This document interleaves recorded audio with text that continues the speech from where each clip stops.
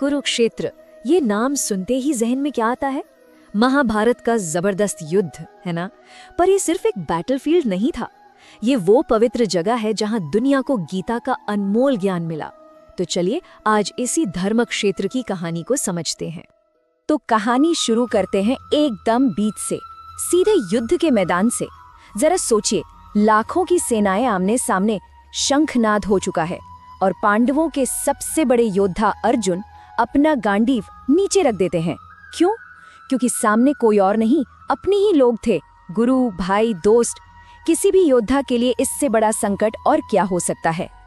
उस वक्त कुरुक्षेत्र का मैदान मानो दुनिया की दो सबसे ताकतवर सेनाओं का संगम था। चारों तरफ रथ, हाथी और लड़ने को तैयार सैनिक। हवा में एक अजीब सी चुप्पी थी, आने वाले तूफान से पहले वाली शांति। पर सवाल ये है कि ये नौबत आई ही क्यों? कैसे भाई ही भाई का दुश्मन बन गया? तो इसके लिए हमें थोड़ा पीछे जाना होगा, इस युद्ध की जड़ों को समझना होगा। देखिए, ये कहानी कोई एक दिन में नहीं बनी। इसके पीछे सालों का अन्याय और एक परिवार का झगड़ा छिपा था। ये सारा संघर्ष था हस्तिनापुर के सिंहासन के लिए। एक तरफ थे पांडव, जिन्हें धर्म और न्याय का प्रतीक माना जाता था, और दूसरी तरफ उनके ही चचेरे भाई कौरव, जिनके मन में लालच और जलन भरी हुई थी। पांडवों के साथ जो हुआ वो एक लंबी नाइंसाफी की दास्तान है। पहले तो एक धोखे वाले चौसर के खेल में उनसे सब कुछ छीन लिया गया, उनका राजपाट, उनका सम्मान।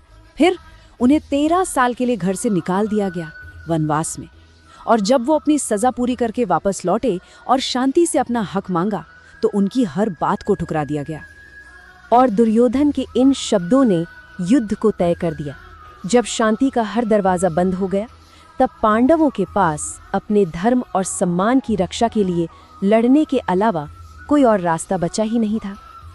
तो चलिए वापस चलते हैं उसी युद्ध के मैदान में। अर्जुन निराश हैं, कंफ्यूज्ड हैं, और ठीक इसी पल में इतिहास का सबसे बड़ा, सबसे गहरा संवाद शुरू होता है, जिसे आज हम सब भगवद गीता के नाम से जानते हैं। अर्जुन के सारथी बने भगवान कृष्ण ने उन्हें समझाया। उन्होंने एक बहुत ही सरल लेकिन गहरी बात कही। अपना कर्म करो, फल की चिंता मत करो। मतलब एक योद्धा का कर्म है युद्ध करना, नतीजा क्या होगा ये सोचना उसका काम नहीं। यही तो गीता का मूल संदेश है, जो आज भी उतना ही सच है। और ये कोई सिर्फ युद्ध जीतने की स्ट्रैटेजी नहीं थी। कृष्ण और अर्जुन के बीच हुई ये बातचीत असल में जिंदगी जीने की एक गाइडबुक बन गई। कर्तव्य क्या है, मोक्ष क्या है, ये सिर्फ अर्जुन के लिए नहीं बल्कि पूरी मानवता के लिए थी। यहाँ पर धर्म शब्द को समझना बहुत जरूरी है। धर्म का मतलब सिर्फ पूजा पाठ नहीं होता। धर्म है आपका कर्तव्य, आपकी जिम्मेदारी, आपका सही रास्ता, वो चीज जो आपको, समाज को और इस पूरी कायनात को बैलेंस में रखती है। कृष्ण ने अर्जुन को बस यही कहा कि एक क्षत्रिय होने के नाते अन्याय के खिलाफ लड़ना ही तुम्हारा धर्म है। कृष्ण ने कर्म के 2 रास्ते बताए। एक है सकाम कर्म, मतलब ऐसा काम जो हम किसी फल की इच्छा से, किसी रिजल्ट के लालच में करते हैं, ये हमें बांधता है। और दूसरा है निष्काम कर्म, यानी बिना किसी अटैचमेंट के, बस अपनी ड्यूटी समझकर निस्वार्थ भाव से किया गया काम। कृष्ण कहते हैं कि यही रास्ता आजादी का है। इसके अलावा कृष्ण ने अर्जुन को एक और बहुत बड़ी सच्चाई याद दिलाई। उन्होंने कहा कि ये जो शरीर है ये तो नश्वर है, खत्म हो जाएगा, लेकिन आत्मा तो अमर है। वो ना कभी पैदा होती है, ना कभी मरती है। तो फिर इन शरीरों के लिए शोक कैसा? इस एक बात ने अर्जुन के मन से डर और दुख का बोझ हल्का कर दिया। बस कृष्ण के उपदेश के बाद अर्जुन को अपना रास्ता साफ नजर आ गया। वो अपने धर्म के लिए लड़ने को तैयार हो गए। और तब शुरू हुआ महाभारत का वो महायुद्ध, जिसने सब कुछ बदल कर रख दिया।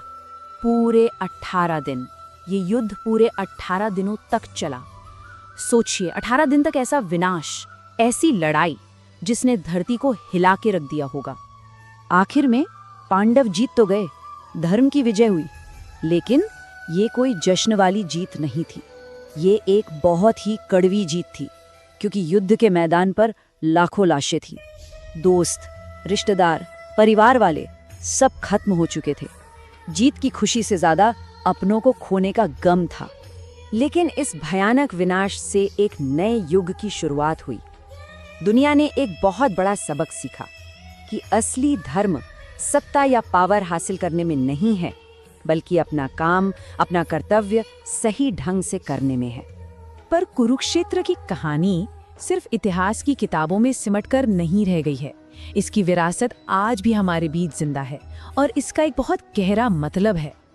आज भी हर साल कुरुक्षेत्र में अंतर्राष्ट्रीय गीता जयंती मनाई जाती है।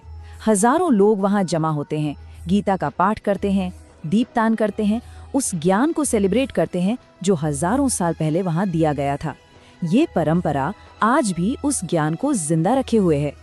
लेकिन कुरुक्षेत्र का असली मतलब सिर्फ एक जगह से कहीं ज्यादा है। दरअसल कुरुक्षेत्र हर इंसान के अंदर चल रहे युद्ध का प्रतीक है। ये हमारे मन का वो बैटलफील्ड है जहां रोज सही और गलत की, धर्म और अधर्म की लड़ाई होती है। ये स्लाइड इस बात को बहुत खूबसूरती से समझाती है।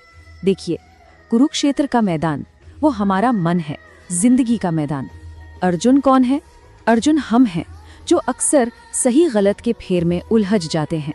श्री कृष्ण हमारी अंदर की आवाज हैं, हमारे मार्गदर्शक।